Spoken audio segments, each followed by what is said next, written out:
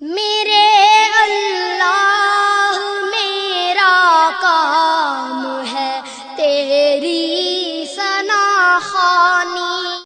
بسم اللہ الرحمن الرحیم۔ السلام علیکم ورحمۃ اللہ وبرکاتہ۔ امید ہے آپ خیریت سے ہوں گے۔ ایک مسلمان کا اپنا جاننا اتنا ضروری نہیں جتنا کہ نبی صلی اللہ علیہ وسلم کا جاننا ضروری ہے۔ جیسا کہ آپ کو معلوم ہے کہ ہم نے سیرت کورس شروع کیا ہوا ہے اور آج اس سیرت کورس کا سبق نمبر 3 ہم پڑھیں گے۔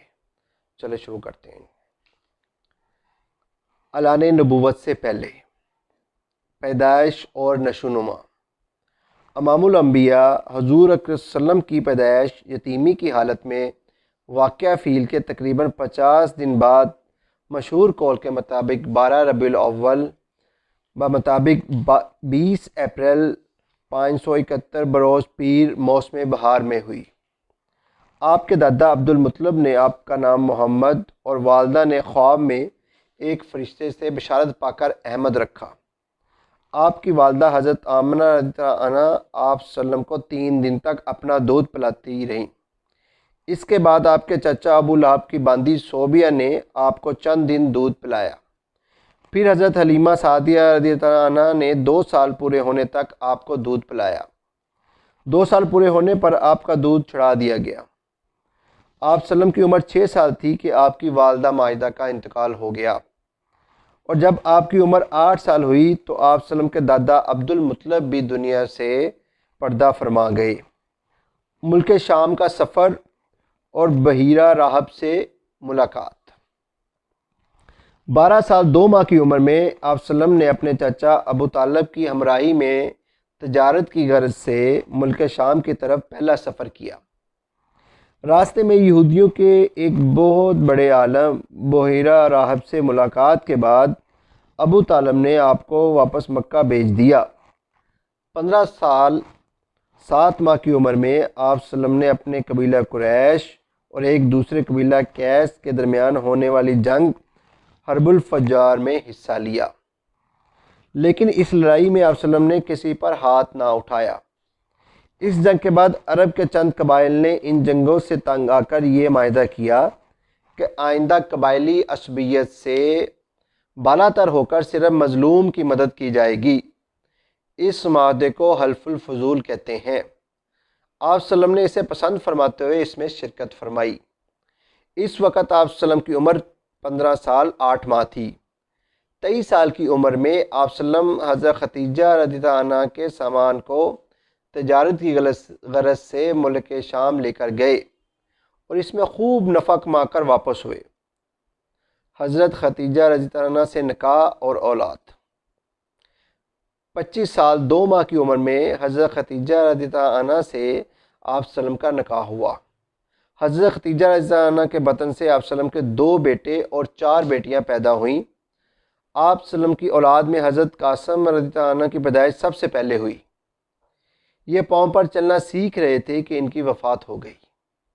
دوسرے بیٹے حضرت عبداللہ رضی اللہ عنہ ہیں، انہی کا لقب طیب و طاہر ہے۔ پیدائش کے کچھ عرصہ بعد ان کا بھی انتقال ہو گیا۔ ان کی ولادت آپ صلی اللہ علیہ وسلم کو نبوت ملنے کے بعد ہوئی۔ جب آپ کی عمر 30 سال ہوئی تو آپ صلی اللہ علیہ وسلم کے ہاں آپ کی سب سے بڑی بیٹی حضرت زینب رضی اللہ عنہا کی پیدائش ہوئی۔ ان کا نکاح مکہ میں ہی ان کے خالہ زاد بھائی ابو العاص رضی اللہ عنہ سے حضرت خدیجہ رضی اللہ عنہ کے سامنے ہوا۔ جب آپ کی عمر 23 سال ہوئی تو آپ صلی اللہ علیہ وسلم کی دوسری بیٹی حضرت رقیہ رضی اللہ عنہ کی پیدائش ہوئی، جن کا نکاح مکہ میں ہی حضرت عثمان رضی اللہ عنہ سے ہوا، اور آپ کی تیسری بیٹی حضرت ام کلثوم رضی اللہ عنہ ہے، جن کا نکاح مدینہ میں آپ صلی اللہ علیہ وسلم نے حضرت رقیہ رضی اللہ عنہ کی وفات کے بعد 3 ہجری میں حضرت عثمان رضی اللہ عنہ سے کیا تھا۔ نبوت ملنے کے بعد جب آپ کی عمر 41 سال تھی تو آپ صلی اللہ علیہ وسلم کی چوتھی صاحبزادی حضرت فاطمہ رضی اللہ عنہ کی پیدائش ہوئی۔ ان کا نکاح مدینہ میں غزوہ بدر کے بعد ذوالحجہ سن 3 ہجری میں ہوا۔ آپ صلی اللہ علیہ وسلم کے ایک تیسرے بیٹے حضرت ابراہیم رضی اللہ عنہ ہیں، جو حضرت ماریہ رضی اللہ عنہ کے بطن سے مدینہ منورہ میں پیدا ہوئے۔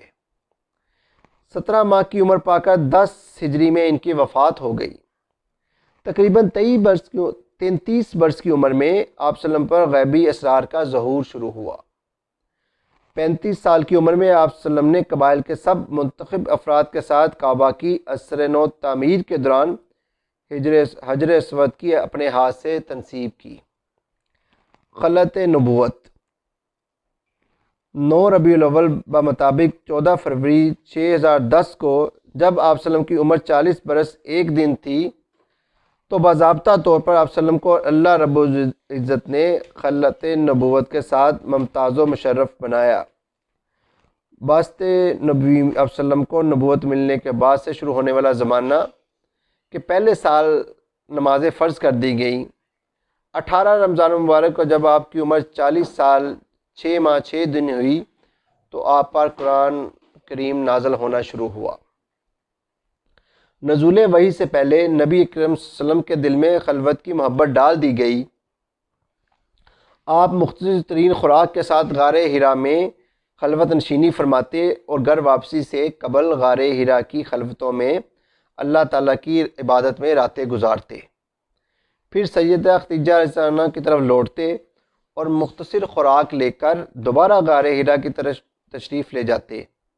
آپ صلی اللہ علیہ وسلم غار حرا میں اللہ تعالیٰ کی عبادت کے لیے گمراہی میں ڈوبے ہوئے اہل مکہ کو ان کے حال پر چھوڑ کر چلے جاتے، اور آپ نے اتنی عبادت کی کہ عرب کہہ اٹھے محمد صلی اللہ علیہ وسلم اپنے رب کی محبت میں از خود درفتہ ہو گئے۔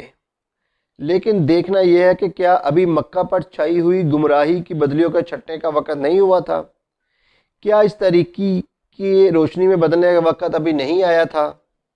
کیا ابھی بتوں کے پاش پاش ہونے کا وقت نہیں ہوا تھا؟ کیا ابھی روشنی کی کرن یا علم کی اثر آفرینی کا لمحہ نہیں آیا تھا؟ کیا اللہ تعالیٰ کے ہاں سے رحمت یا ہدایت بخشنے والے کے ہاں سے ہدایت کی گھڑی ابھی نہیں آئی تھی؟ رسول صلی اللہ علیہ وسلم اللہ تعالیٰ کی پناہ لیتے ہیں اور اس سے مدد اور اس کی پناہ مانگتے ہیں اور اس سے تمام تر امیدیں وابستہ کرتے ہیں اور امید میں پختگی اور عاجزی کو اپناتے ہیں اور اس سے اپنے لیے اور اپنی قوم کے لیے رحمت طلب کرتے ہیں۔ رسول صلی اللہ علیہ وسلم کے ایام اسی پر عزم و جہد مسلسل میں گزرتے ہیں۔ آپ صلی اللہ علیہ وسلم اللہ تعالیٰ کی طرف ہر صبح، ہر دوپہر اور ہر شام کو متوجہ ہوتے ہیں۔ اس کی طرف غروب آفتاب اور ستاروں کے چمکنے پر متوجہ ہوتے۔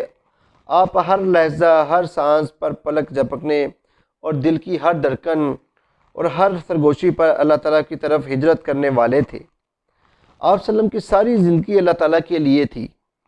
اس کے باوجود دن اور سال اسی حال میں گزرتے رہے کہ تاریکیاں مکے کے اطراف و اکناف میں سایہ فگن تھی۔ بت گمراہی اور بے روی کی علامت بن کر کعبہ شریف کی دیواروں پر لٹک رہے تھے، اور رسول صلی اللہ علیہ وسلم اپنی عاجزی و انکساری اور اللہ کی رحمت میں امید کو بھی بڑھا دیتے ہیں، پھر امید خوف اور بے چینی میں بدل جاتی ہے۔ اس کے ساتھ ہی عجز و انکسار میں بھی اضافہ ہو جاتا ہے اور اللہ تعالیٰ کی بارگاہ میں التجائیں بھی بڑھ جاتی ہیں، یہاں تک کہ رسول صلی اللہ علیہ وسلم پاکیزگی اور نورانیت کی انتہا کو چھو لیتے ہیں۔ ایک رات آپ غار حرا میں سالانہ اعتکاف میں تھے کہ رمضان المبارک کے مہینے میں وہ رکاوٹ ہمیشہ کے لیے دور ہو گئی جو ایک جانب سے بشری کسب اور دوسری جانب سے اللہ تعالیٰ کے فضل کے درمیان تھی۔ دوسرے لفظوں میں وہ رکاوٹ دور ہوئی جو نبوت اور ولایت کے درمیان تھی۔ رحمت دو عالم صلی اللہ علیہ وسلم غار حرا میں معتکف تھے کہ ایک فرشتہ اللہ کا پیغام لایا۔ اس نے کہا پڑھیے، تو رحمت دو عالم صلی اللہ علیہ وسلم نے فرمایا میں پڑھنے والا نہیں ہوں۔ تب فرشتے نے مجھے پوری قوت سے اپنے بازوں میں لے کر خوب اچھی طرح دبایا اور پھر چھوڑ کر کہا کہ پڑھیے۔ حضور صلی اللہ علیہ وسلم فرماتے ہیں میں نے کہا میں پڑھنے والا نہیں ہوں۔ تب اس نے دوسری مرتبہ مجھے زور سے اپنے بازوں میں خوب اچھی طرح بھینچا اور پھر چھوڑ کر کہا پڑھیے۔ میں نے کہا میں پڑھنے والا نہیں ہوں۔ تب اس نے مجھے تیسری مرتبہ زور سے اپنے بازوں میں لے کر خوب اچھی طرح بھینچا اور مجھے چھوڑ کر کہا اقرأ بسم ربک الذی خلق خلق الانسان من علق اقرأ وربک الاکرم، پڑھو اپنے رب کے نام سے جس نے پیدا کیا، آدمی کو خون کی پھٹک سے بنایا، پڑھو اور تمہارا رب ہی سب سے بڑا کریم ہے۔ حضور صلی اللہ علیہ وسلم یہ دھڑکتے دل کے ساتھ حضرت خدیجہ رضی اللہ عنہا کے پاس تشریف لائے اور آپ نے سیدہ سے فرمایا مجھے چادر اوڑھ دو۔ سیدہ رضی اللہ عنہا نے آپ کو چادر اوڑھ دی، اور جب آپ کی گھبراہٹ سکون میں تبدیل ہوئی تو آپ نے اپنی رفیقہ حیات کو تازہ ترین واقعہ کی خبر دی۔ حضرت ختیجہ رضی اللہ عنہا نے یوں جواب دیا، ہرگز نہیں، اللہ کی قسم آپ کو اللہ تعالیٰ کبھی رسوا نہیں ہونے دیں گے۔ آپ صلہ رحمی کرتے ہیں، آپ بے سہاروں کا بوجھ اٹھاتے ہیں اور بے آسرا لوگوں پر خرچ کرتے ہیں، مہمانوں کی ضیافت کرتے ہیں اور حق کی راہ میں آنے والے مصائب کو برداشت کرنے میں مدد فرماتے ہیں۔ پھر حضرت ختیجہ رضی اللہ عنہا حضور صلی اللہ علیہ وسلم کو اپنے چچا زاد بھائی ورقہ بن نوفل کے پاس لے گئیں۔ ورقہ بن نوفل خالص عربی النسل اور خاندانی طور پر قریش کے اعلیٰ طبقے سے تعلق رکھتے تھے، اور الاغانی کے مصنف کی روایت کے مطابق ورقہ بن نوفل ان لوگوں میں سے تھے جنہوں نے زمانہ جاہلیت میں بھی بت پرستی سے کنارہ کشی اختیار کر کے دین کا دامن تھاما اور دینی کتب کا مطالعہ کیا، اور بتوں کے نام پر ذبح شدہ جانوروں کے گوشت سے بھی دوری اختیار کی۔ ورقہ بن نوفل نے دین کا مطالعہ صرف عربی زبان میں نہیں کیا، بلکہ جب انہوں نے محسوس کیا کہ مطالعہ مسیحیت کے لیے صرف عربی زبان کافی نہیں، پھر انہوں نے عبرانی زبان بھی سیکھی۔ اس کے بارے میں امام بخاری فرماتے ہیں، ورقہ بن نوفل نے زمانہ جاہلیت میں نصرانیت اختیار کر لی تھی، اور وہ عبرانی زبان میں لکھنا بھی جانتے تھے، اور وہ عبرانی زبان میں انجیل سے جس قدر چاہتے لکھ لیتے تھے۔ ورقہ بن نوفل اپنی پختہ رائے، وسیع علم اور انتہائی اخلاق کے ساتھ پہچانے جاتے تھے۔ وہ نزول وحی کے ابتدائی زمانے میں نابینا اور عمر رسیدہ ہو چکے تھے۔ انہیں دین اور دنیا کے بہت سے امور کا علم تھا۔ وہ اب اللہ کی راہ میں استطاعت کے مطابق عمل اور اچھے خاتمے کے لیے علاوہ کسی چیز کی امید نہیں رکھتے تھے۔ ان سب باتوں کے پیش نظر حضرت ختیجہ رضی اللہ عنہا کو ان کے پاس لے گئیں اور ان سے کہنے لگی کہ اے میرے چچا زاد بھائی، اپنے بھتیجے کی بات سنو۔ جب حضور صلی اللہ علیہ وسلم نے انہیں اپنی خود بیتی سنائی تو ورقہ بن نوفل نے کسی انتظار اور سوچو بغیر کہا، یہ تو وہی فرشتہ ہے جو حضرت موسیٰ علیہ السلام پر نازل ہوا تھا۔ ورقہ بن نوفل نے یہ کلمات ایک پختہ یقین اور سچے مومن کے جذبات کے ساتھ کہے، اور انہیں یہ بات کہنے پر مجبور کرنے والے اسباق یقیناً یہ کہہ رہے تھے کہ ورقہ بن نوفل سیدنا حضور صلی اللہ علیہ وسلم کی عفت والی پاک صاف زندگی سے آگاہ تھے، اور اس کے علاوہ ورقہ بن نوفل کی نظر میں رسول صلی اللہ علیہ وسلم دنیا کی جھوٹی اور کھوکھلی عزت کے حصول سے دور رہنے والے تھے، اور اس بات سے بھی بہت دور تھے وہ کہ دنیا کے طالب ہوں۔ انہوں نے حضور صلی اللہ علیہ وسلم سے نزول وحی کی خبر سنی تو انہیں ایک سچے انسان کی بات میں پوری طرح سچائی کا احساس ہوا، اور انہوں نے اس بات میں اس عنصر کو بھی محسوس کیا کہ جو کسی کے کام کے اچانک ہو جانے سے پیدا ہوتا ہے، یعنی آپ کی خبر میں کوئی منطقی تسلسل یا سوچی سمجھی تدبیر یا خود ساختہ عزت کا شائبہ بھی نہ تھا، بلکہ فقط معصومیت اور سچائی تھی۔ ورقہ بن نوفل نے جو ہی قرآن کی پہلی آیت سنی، ان کے دل و دماغ نے فوراً گواہی دی کہ یہ کلام آسمان سے نازل شدہ وحی ہے۔ پہلی وحی میں سورہ الگ کی یہ 5 آیتیں نازل ہوئیں۔ پڑھو اے نبی صلی اللہ علیہ وسلم، اپنے رب کے نام سے جس نے پیدا کیا جمے ہوئے ایک لوتھڑے سے انسان کی تخلیق کی۔ پڑھو اور تمہارا رب کریم ہے جس نے قلم کے ذریعے علم سکھایا، انسان کو وہ علم دیا جسے وہ نہ جانتا تھا۔ صدق اللہ العظیم۔